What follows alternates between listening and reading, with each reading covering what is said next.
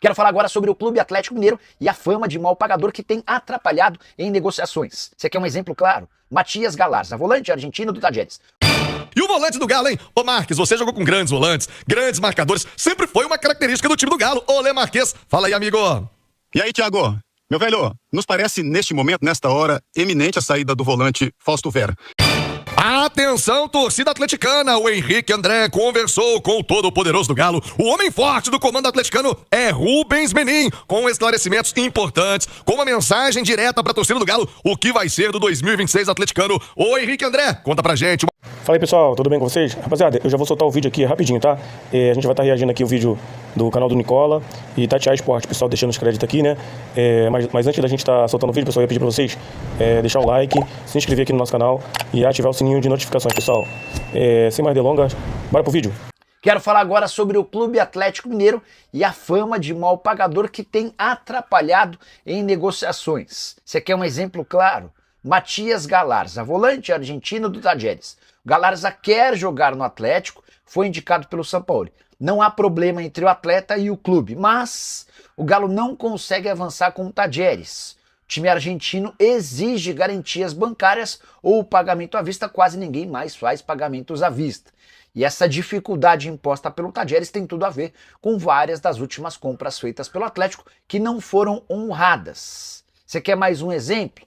O volante Alan recentemente foi especulado no Galo. O Atlético se apressou em dizer que nesse momento não conta com o atleta do Flamengo, mas nem daria para contar. Um dos empresários do Alan cobra desde 2016 uma dívida do Atlético.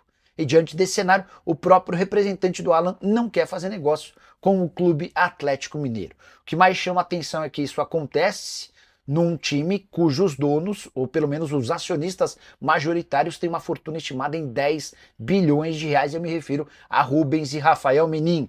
Atlético que ao longo do ano também colecionou problemas de pagamentos de direitos de imagem, de luvas e comissões. Vale a lembrança de que o Rony chegou a entrar com uma ação na justiça para quebra do contrato contra o Atlético. Essa ação foi retirada depois de um acordo com ele e seu empresário. O Scarpa chegou a mandar também uma notificação extrajudicial.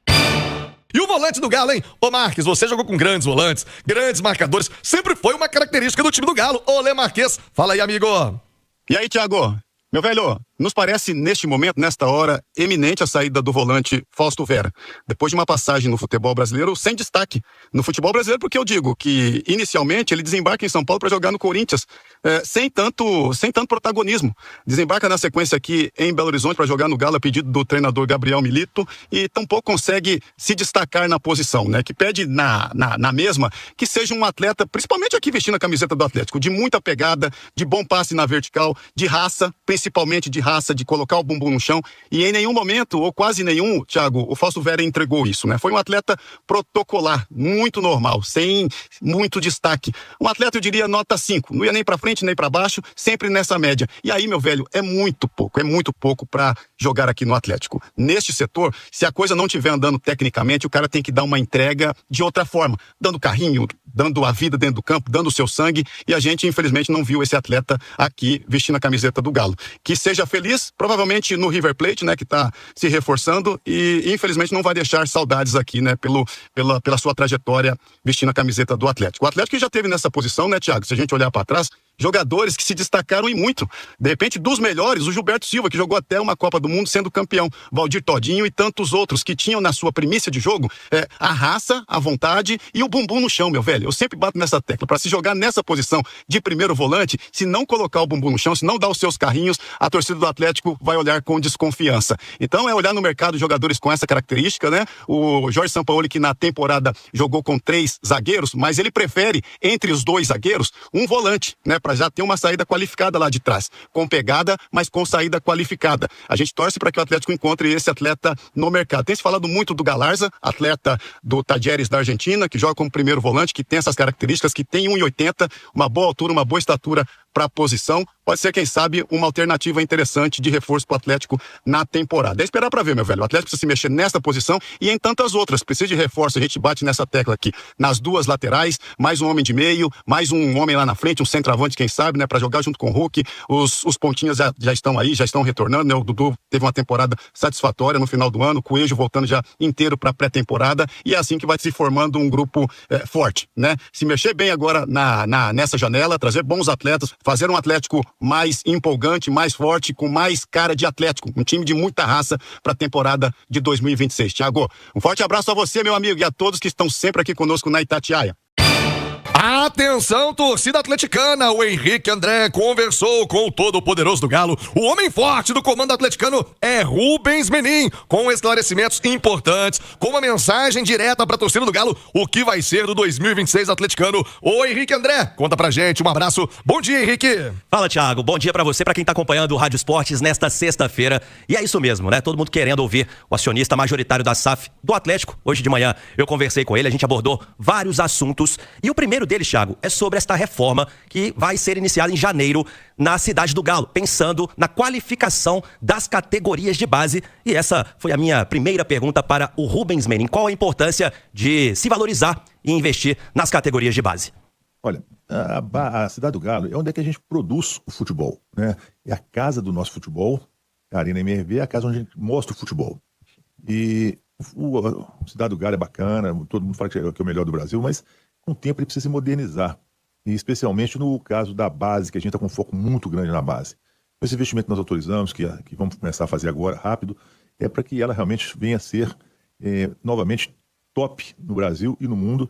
Isso vai ajudar muito na formação do profissional, mas especialmente na base, que a gente ainda tem uma defasagem grande. É isso, Rubens, o clube está focando muito na formação de novos talentos. Esta vai ser a grande prioridade do Galo a partir de agora? Eu acho que a gente entregou menos do que a gente queria na base até hoje. E esse ano de 2025, eu acho que foi o ano da virada. Especialmente com o título brasileiro do Sub-17, né? Temos ali alguns jogadores muito bons que estão sendo aí lapidados. Mas aquilo é um processo que tem que ser contínuo. Então, acho que a base, o clube de futebol que não investir na base, ele não tem futuro. O Atlético pretende, e a gente tem certeza que vai conseguir, ter a melhor estrutura de base do Brasil. Então, a gente está muito otimista com isso.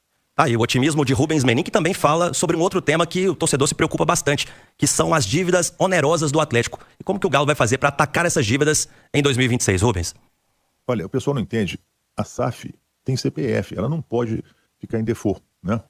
E a gente separa os compromissos da SAF em 3 categorias. Primeiro, o compromisso da Arena, que foi para construir a Arena. Ele está acabando, em 5 anos ele acaba, ele já está muito menor do que foi, que é o CRI da Arena. Segundo, são as dívidas que eu falo que são as menos onerosas, que principalmente é o Profute.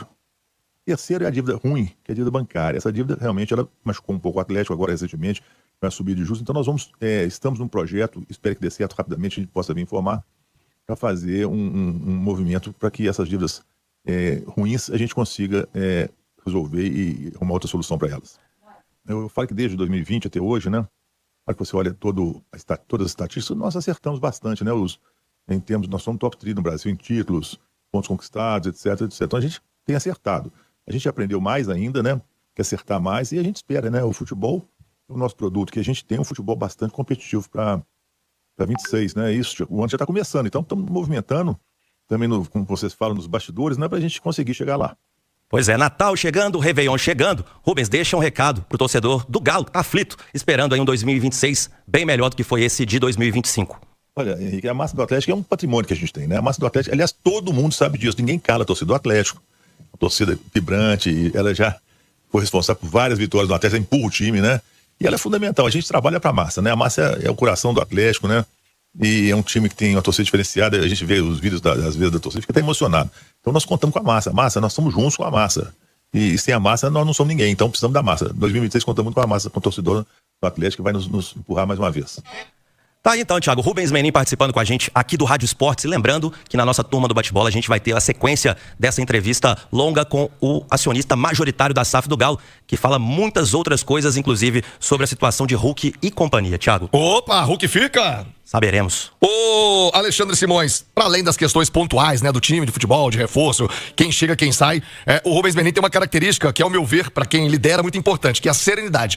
O Rubens nem na exaltação vai no embalo, também na dificuldade não vira desespero. E algo que ele fala, e ele tem falado já sobre isso há algum tempo, é sobre equacionar de maneira emergencial a dívida bancária do Atlético, né? Ele usou até uma expressão em uma outra entrevista de ficar enxugando gelo, porque paga, o juro vem, come tudo de novo, não amortiza nada e aquilo vai virando uma bola de neve. Ele não revela qual é esse plano, se é ele quem vai aportar, como eles falou, o CPF é quem vai aportar esses 500, 600 milhões que o Atlético tem de necessidade emergencial, mas que já há um plano para que o Atlético quite. Acho que, de primeiro momento, é urgente o Atlético ficar livre dessa dívida bancária, porque é o gargalo de qualquer orçamento, né, Simões? Bom dia. Bom dia, Thiago, Henrique, quem acompanha a gente, sem dúvida, Thiago. Principalmente se a gente lembrar que, a partir de 1º de janeiro, começa a valer no futebol brasileiro o fair play financeiro, né?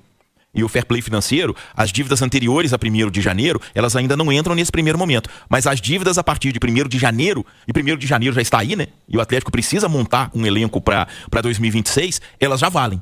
E a gente viu no decorrer dessa temporada, principalmente, alguns problemas do Atlético relacionados a fluxo de caixa e provocados principalmente por causa dessa questão, né? Dos juros bancários. Então, equacionar isso é fundamental para quê? Para que o Atlético possa, a partir de 2026, viver essa nova realidade do futebol brasileiro com mais tranquilidade. Porque vai ter um sistema, quase aquela compensação de banco, né? Você vai ter que registrar tudo lá. Vai ter que registrar contrato de jogador, o que é CLT, o que é luva, o que é pago como CNPJ pro jogador, as transações, e qualquer um pode acionar aquilo ali. Atrasou, clube pode acionar, jogador pode acionar. Então, quer dizer, é um novo momento do futebol brasileiro e é importante para o Atlético entrar nesse novo momento com essa situação equacionada para poder ter mais tranquilidade a partir da temporada. É isso, agora o torcedor obviamente fica ansioso, porque por mais que diga, né, dívida bancária, o que se passa nos bastidores, o torcedor quer ver o time em campo forte, um time reforçado, um time competitivo. Ô Henrique André, me conta uma coisa sobre esse volante que está ganhando destaque na Argentina. Tá na capa do Jornal Olé, o jornal mais importante lá dos hermanos. Quem é o jogador de destaque que os argentinos estão pleiteando para 2026? Ô, Thiago, acredite ou não, tá servindo aqui. Não servindo aqui, ele pode servir muito lá. É o Fausto Vera, volante que agora vai defender o River Plate, como a gente vem trazendo aqui na Itatiaia. Empréstimo de 1 ano, o Galo deve receber cerca de 2 milhões de reais por este empréstimo. E o River, com opção de compra no final de 26, vai ter que desembolsar mais 4 milhões de dólares. No total, o Galo deve faturar então 23, 24 milhões de reais com o Vera. E hoje ele foi destaque. Para quem está acompanhando a gente no YouTube, a gente vai ver a capa do Jornal Olé, que é o principal diário esportivo lá de Buenos Aires, lá da Argentina.